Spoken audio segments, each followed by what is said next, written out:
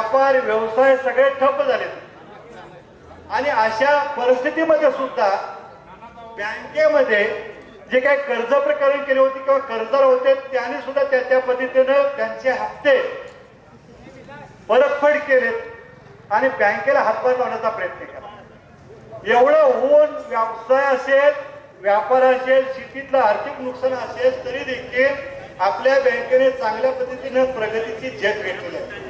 आपण मला सांगायचा एवढा आनंद वाटतो की प्रगतीची टक्केवारी जर बघितली तर 17 साली साधारण 82 कोटीच्या ठेवी होत्या, त्या या ठिकाणी 115 160 कोटीवरती ठेवी गेलेल्या आहेत।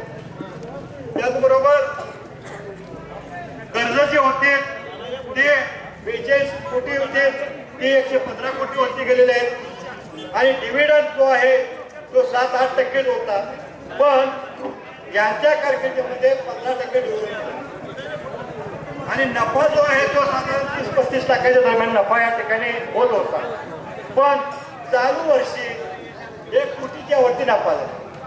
मला एक विनंती या ठिकाणी करायचं आहे मित्रबंधू, कारण यशवंत बँकेमध्ये बराच भ्रष्टाचार झालेला आहे किंवा या ठिकाणी काय म्हणू आपण फर्निचर वगैरे याच्यामध्ये पैसे कमवले आहेत वगैरे वगैरे, हे भाषणामध्ये सांगायचं आहे, पण प्रत्यक्ष चेअरमन साहेबांचा कारभार जर या ठिकाणी पाहिला तर आदर्शवत अशा पद्धतीचा आहे।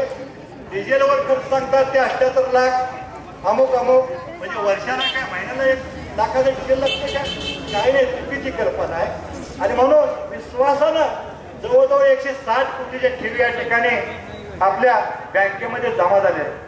हे कशाचं प्रत्येक आहे मित्र, तर या बँकेचा विश्वास हा सभासदांच्यापर्यंत पोहोचलेला आहे। आणि म्हणून मी असं म्हणेन की यशवंत बँकेचा राखण्या कोण असेल तर एकनाथ पाटील